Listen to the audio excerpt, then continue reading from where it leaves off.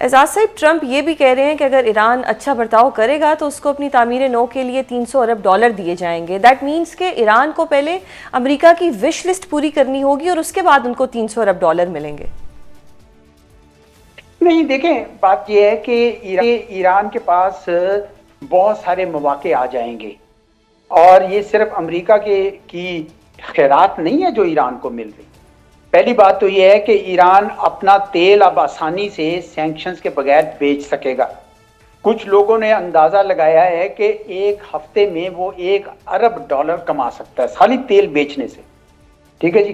اور اس کے بعد جو اس کے منجمد اثاثے ہیں، 12 بلین پہلی گو میں آئیں گے، پھر بعد میں 12 بلین، وہ تقریباً 120 بلین تک ہیں۔ پھر اس کے بعد یہ ہے کہ جتنی خلیجی ریاستیں ہیں، ایران کی جب ریکنسٹرکشن شروع ہوگی اس میں وہ سرمایہ کاری بھی کریں گے۔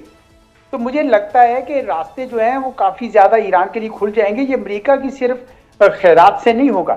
ہاں، البتہ یہ ہے کہ امریکہ کو بھی اس بات کا پتہ ہے کہ اگر ہم نے ایران کے اوپر دوبارہ اس بدعہدی کی اور کوئی حملہ کرنے کی کوشش کی تو ایران کے پاس بھی اب ایک ایسا ہتھیار آ گیا ہے جو امریکہ سمیت سب کو پتہ ہے، اور وہ ہے ابنائے ہرمز کا کنٹرول۔ آج بھی جو وہاں پہ شپس گزر رہے ہیں وہ ایران سے پہلے پوچھ رہے ہیں کہ جناب کوئی آپ حملہ تو نہیں کریں گے، ہم چلے جائیں، کیونکہ جو ان کی انشورنس کمپنیز ہیں شپرز کی، وہ ان سے یہ تقاضا کر رہے ہیں کہ آپ ہمیں بتائیے کہ جناب دھیان سے گزر جائیں گے نا، لاکھوں کروڑوں کا سامان پڑا ہے۔ تو اس سے لگتا ہے کہ یہ ایران کے پاس یہ ایک ایسی کنجی ہے جو کسی وقت بھی دوبارہ تالا لگا سکتی ہے۔ تو چنانچہ مجھے تو یہی نظر آ رہا ہے کہ اب یہ سلسلہ رکے گا نہیں، اور یہ ایران کے لیے بھی اور خلیجی ریاستوں کو بھی اب سمجھ آ گئی ہے کہ خالی امریکہ پہ یا اسرائیل پہ انحصار کرنے کی بجائے ہمیں ایران کے ساتھ مل جل کر رہنا ہوگا، تو وہ بھی وہاں پہ ایران میں سرمایہ کاری کرنا چاہیں گے۔ تو مجھے تو کم از کم ایسا نظر آ رہا ہے کہ یہ جتنی بیان بازی اپنی طرف، لیکن یہ معاہدہ جو ہے اب یہ چلے گا۔ اچھا اعزاز صاحب، اب جو حتمی ڈیل کے لیے امریکہ اور ایران کے درمیان 60 روزہ مذاکرات ہونا ہے، ان کو آپ کتنا کامیاب ہوتا دیکھ رہے ہیں؟ میں اس کو کافی کامیاب ہوتا دیکھ رہا ہوں۔ ٹھیک ہے، مدعا بڑا مشکل ہے، ایجنڈا بڑا ٹف ہے، اس میں کوئی شک نہیں ہے، لیکن مجھے بالکل نظر آ رہا ہے کہ اس میں کامیابی ممکن ہے۔ دیکھیں، اس میں سے سب سے کڑا مسئلہ کیا تھا مجھے بتائیے نا، وہ ایران کا نیوکلیر پروگرام تھا، ٹھیک ہے۔ اب خود وہ کہہ رہے ایرانی اپنے منہ سے کہہ رہے ہیں کہ ہم بم نہیں بنائیں گے۔ انہوں نے اس معاہدے میں یہ 14 نکات میں بھی لکھتے دے دیا۔ اب یہ ہے کہ جو فسائل مٹیریل ان کا وہاں موجود ہے اس کا کیا کرنا ہے، اس پہ بھی اس یہ 14 نکاتی پروگرام میں بھی لکھا ہوا ہے کہ ایک آپشن یہ ہو سکتی ہے کہ ایران اس کو ڈاؤن بلنڈ کرے IAEA کی نگرانی میں۔ تو کر لے گا ایران، وہ تو پہلے سے کہہ رہا ہے میں کرنے کو تیار ہوں۔ ہاں، مجھے سیول نیوکلیر یوز کے لیے آپ مجھے اپنا کام کرنے دیجئے، آئیے اس کو انسپیکشن کریں، میں NPT کا ممبر ہوں، میں نے مجھے یہ سہولیات میسر ہیں، اور میرا خیال میں وہ امریکہ جو ہے مان لے گا۔ پھر جھگڑا کیا ہے؟ پھر اس کے بعد جھگڑا ہے کہ ابنائے ہرمز کا، وہ ایران نے پہلے کہہ دیا کہ اگر آپ لوگ کوئی شرارت نہیں کریں گے، مجھ پہ کوئی حملہ نہیں کریں گے تو وہ چلتی رہے بے شک، لیکن اگر آپ کریں گے تو میں اس پہ ٹول لگا دوں گا۔ تو گویا اس پہ بھی کوئی جھگڑا نہیں آئے گا۔ اب آ جائے گا مسئلہ اسرائیل کا، جو اس میں سب سے بڑا سپوائلر ہے وہ اسرائیل ہے۔ وہ بڑا بے چین ہے کہ میں اب کیا کروں، کیونکہ ڈونلڈ ٹرمپ صاحب نے اس کو دھمکی لگائی ہے کہ اگر تم نے یہ کام نہیں کیا لیبنان کے اندر تو پھر یہ ہمارے، تو آپ کو پتا ہے کہ نیتن یاہو صاحب کے لیے امریکہ کو کھونا اتنا آسان نہیں ہے۔ ٹھیک ہے، وہ امریکہ اپنے اوپر ریلائی کر سکتے ہیں تھوڑا بہت، لیکن اس سے زیادہ نہیں کر سکتے۔ اسرائیل آج بھی جو کچھ بھی ہے وہ امریکہ کی حمایت کی بدولت ہے۔ ٹھیک ہے، جوئش لابی بڑی مضبوط ہے، لیکن وہ اس حد تک نہیں جا سکتی۔ اور اگر ڈونلڈ ٹرمپ کو تنگ کرنے کے لیے یا امریکہ کو تنگ کرنے کے لیے نیتن یاہو صاحب نے کوئی شرارت کی تو ان کے فاصلے جو پہلے ہی زیادہ پیدا ہو رہے ہیں اسرائیل اور امریکہ کے درمیان، وہ فاصلے اور بڑھ جائیں گے۔ تو مجھے نہیں لگتا کہ اس ڈیل کو تباہ کرنے میں یا ختم کرنے میں اسرائیل کامیاب ہو سکے گا۔ مجھے کافی اور کبھی امید ہے کہ یہ اگلا معاہدہ جو ہے اگلی جو 60 دن کے بعد ہونا ہے وہ بھی ہو جائے گا۔ اعزاز صاحب، آپ نے نیوکلیر پروگرام کی بات کی، تو آپ کو لگتا ہے کہ اس ایشو پر ایران جو ہے وہ مکمل طور پر سرنڈر کر دے گا، یا یہ جو نقطہ ہے یہ آگے چل کر ایک بہت بڑے تنازع کا سبب بھی بن سکتا ہے؟ دیکھیں، ایران نے تو پہلے ہی کہہ دیا ہوا ہے کہ میں نے نیوکلیر بم نہیں بنانا۔ اس 14 نکاتی میمورینڈم آف انڈرسٹینڈنگ میں بھی کہہ دیا ہے ان کے پرانے جو امام تھے، پہلے 2 امام خمینی اور خمینائی صاحب، دونوں نے کہا تھا کہ بھئی فیملی بنانا، تو وہ تو لکھ کر دے رہے ہیں، انہوں نے این پی ٹی میں سے نکلے بھی نہیں ہیں، این پی ٹی کے تحت وہ یہ کمٹمنٹ دے چکے ہیں کہ ہم ایٹم بم نہیں بنائیں گے۔ اب اگر جھگڑا ہے تو 2 چیزوں کا ہے کہ کیا ایران سول نیوکلیئر یوز کر سکتا ہے؟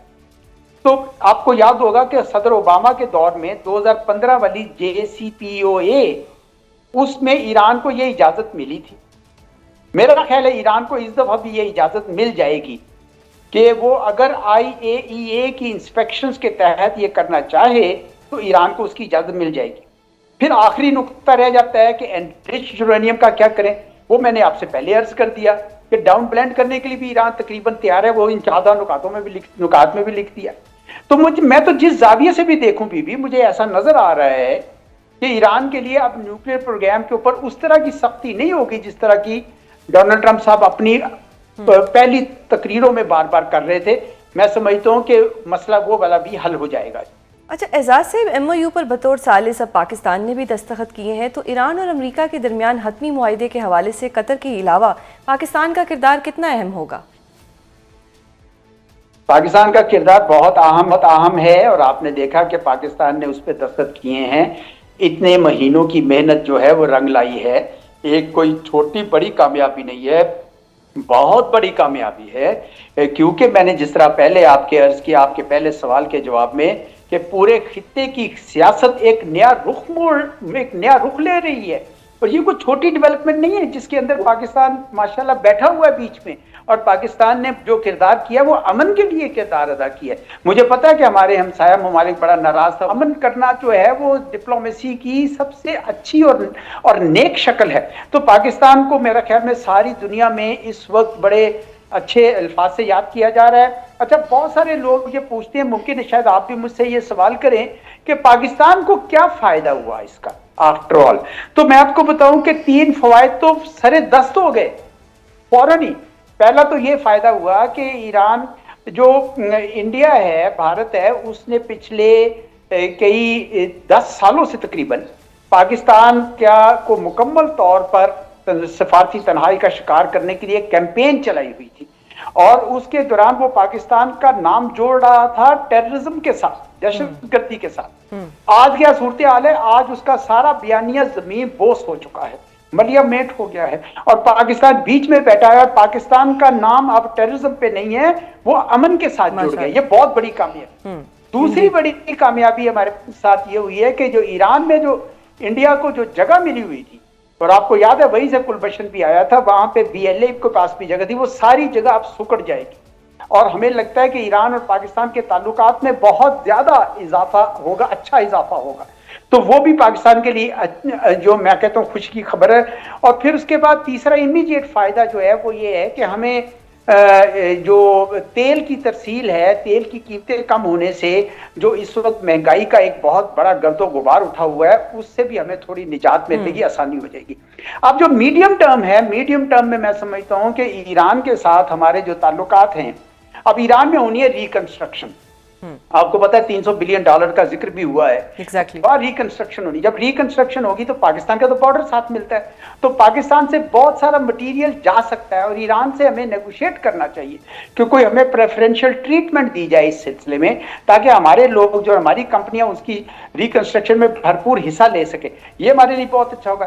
IP گیس پائپ لائن جو ہے اس کے راستے کھل جائیں گے، بلکہ ہمیں امریکہ سے ویور لینا چاہیے، وہاں لکھا بھی ہوا ہے کہ امریکہ سے آپ لائسنس ویور لے سکتے ہیں، لینا چاہیے ویور کہ یہ پائپ یہ پلان دیا جائے، تو مجھے اوور آل مجھے اچھی خبریں نظر آ رہی ہے۔ اچھا اعزاز صاحب، کیا MOU کے سائن ہونے کا مطلب یہی سمجھا جائے کہ لبنان میں اسرائیلی جارحیت بند ہو جائے گی جیسا کہ آج بھی حملہ کیا، یا پھر یہ تھریٹ جو ہے یہ مستقل طور پر موجود رہے گا؟ دیکھیں، اسرائیل جو ہے اپنی کارروائیوں سے باز نہیں آئے گا، کیونکہ نیتن یاہو صاحب کو نظر آ رہی ہے کہ ان کی سیاسی موت ہو سکتی ہے، ان کے لیے بہت مشکل پیش آئے گی، اس لیے وہ کوئی نہ کوئی شرارت غزہ میں، ویسٹ بینک میں، لیبنان میں کرتے رہیں گے، لیکن اس کا ان کو اب قیمت ادا کرنی پڑے گی۔ پہلے تو یہ تھا نا کہ کوئی پوچھتا ہی نہیں تھا، لیکن کتنا بڑا جینوسائیڈ انہوں نے کر دیا، غزہ میں کوئی پوچھنے والا ہی نہیں تھا، لیکن اب تو ان کو پوچھیں گے نا جناب لیبنان میں کہ بھئی آپ کیسے ہیں، اب امریکہ کے ساتھ فاصلے بڑھ جائیں گے ان کے، اگر وہ اس سیز فائر کو وائلیٹ کرتے ہیں. اس لیے وہ بڑی مشکل میں آ گیا. اب اتنا آسان نہیں ہے جس طرح پہلے اسرائیل کے لیے آسان تھا, اب ان کو اس کی کوئی قیمت ادا کرنی پڑے گی. تو مجھے لگتا ہے کہ وہ شرارت تو کریں گے لیکن اب ان کی قیمت دینی پڑے گی اس کو.